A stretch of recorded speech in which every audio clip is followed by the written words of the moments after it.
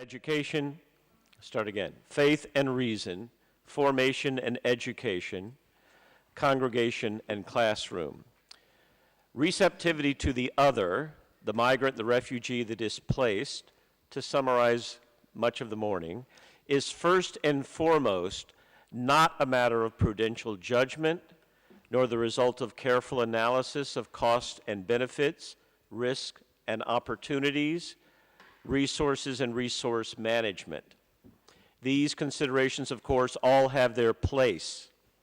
Yet the initial decision to open oneself, one's family, one's community to a potentially threatening other is an act expressing a deeper, more fundamental orientation to the world, an orientation shaped by trust and hope.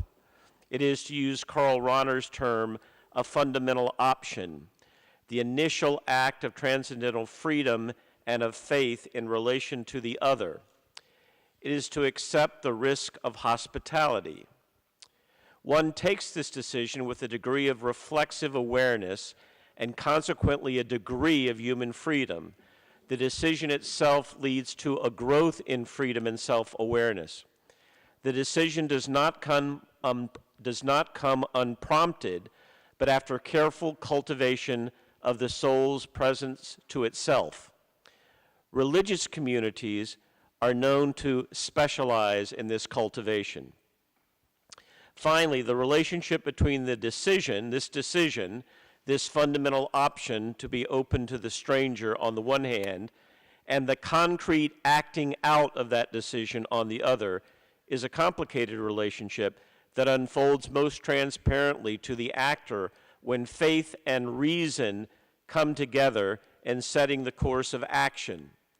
And so with this framing, we come to the desired and necessary alliance of the school and the church, if you will, of the educational system and the religious community.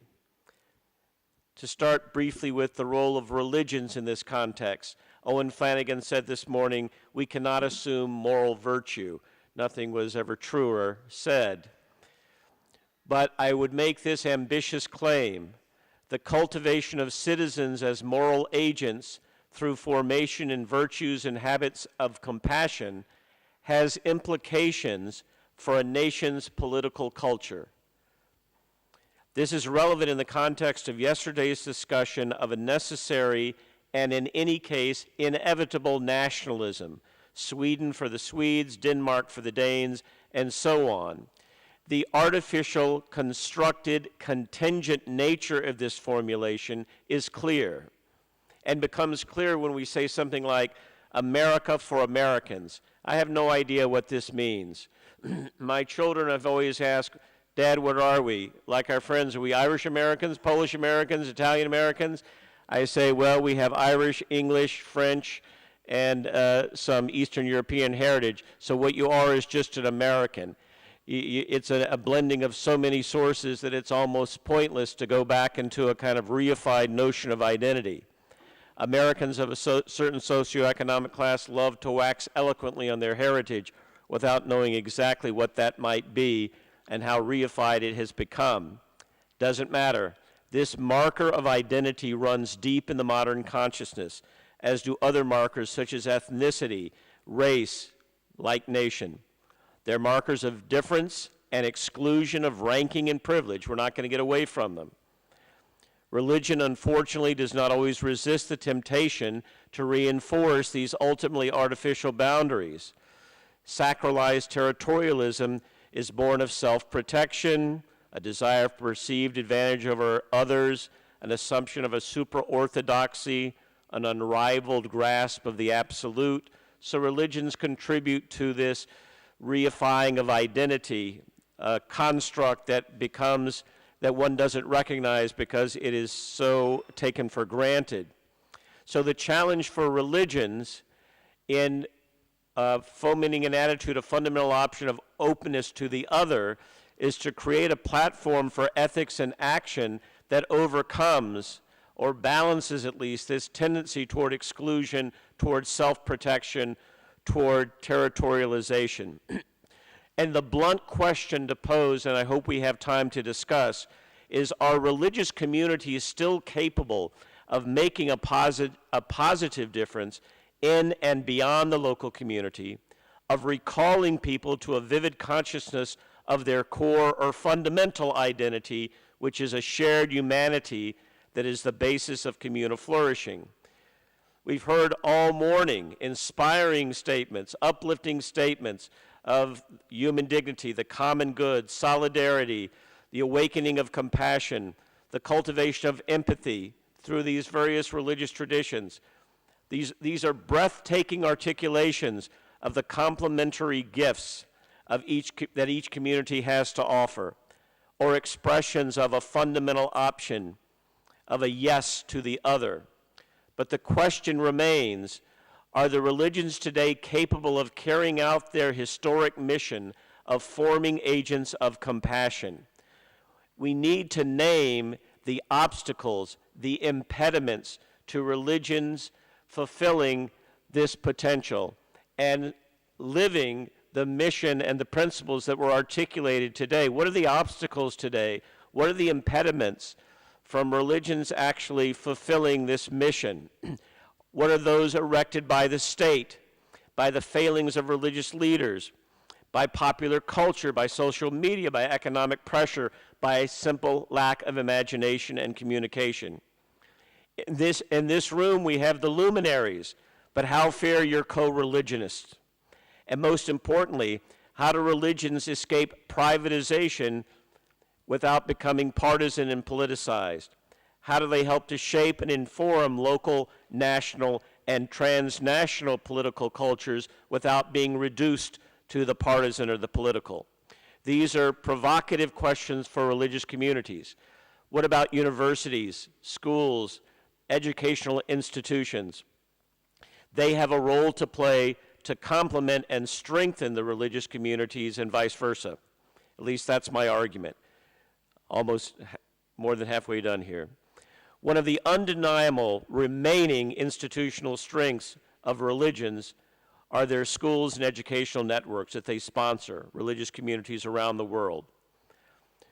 They are sites of refining the relationship between formation, cultivation of these habits of openness, and education, between, to use our familiar language in ethics and action, faith and reason.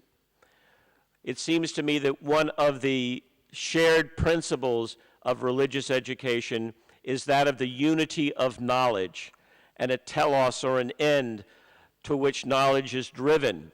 This is not an assumption, as you know, shared by the modern academy, that there's a necessary unity of knowledge, a coherence, a meaning. But it seems to be an assumption shared by religious communities, a philosophical commitment which happens to aid and abet the drive toward integration, toward seeing things as whole, not as divided. Despite their disparate parts and their relative functions in society, there is an integrative principle, a principle of coherence. These educational institutions are part of a drive toward this sense of integration, the integration of theory and practice, disciplines and sectors that are necessary to address a multi-layered challenge like migration, refugees, displaced persons, which is a crisis that involves healthcare, climate change, governance, peace and conflict. These are interrelated, and if we don't bring a sense of coherence and of integration to these problems, we will fail to address them successfully. And if we don't have religious communities working within educational settings to bring a kind of coherence of vision, we'll fail in that regard as well. Universities and colleges, schools are at best when they drop the pretense of being value-free and objective, when they reflect explicitly on their operating assumptions, their inadequately articulated values and submerged meanings. It's striking to me to see when I travel to some of the best American universities and say what we're trying to do at Notre Dame is raise questions about ethics, integral human development, value and meaning, an honest reaction, which is often, that's wonderful, Notre Dame should do this. We don't really have the vocabulary here to do it. but someone should be doing it. There's a hunger for it without a complete acceptance that it's entirely appropriate in the modern academy. But these are places where we should reflect explicitly on operating assumptions and values.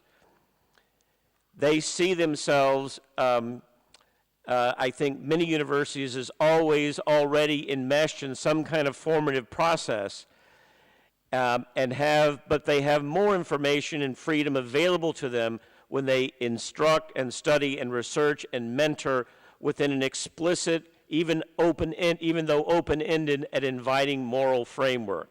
So I think the formula is not to have a constraint or Procrustean bed or a set of a priori assumptions, certainly not a dogmatism about learning, nonetheless a clear moral framework, a lens through which to see and understand and to continue to dispute and debate about meanings and relevance of traditions. We are opening a new School of Global Affairs. I'll conclude with this at Notre Dame this year. We just admitted our first class, small class, of master's students who will study democracy, development, poverty reduction, healthcare, and related problems.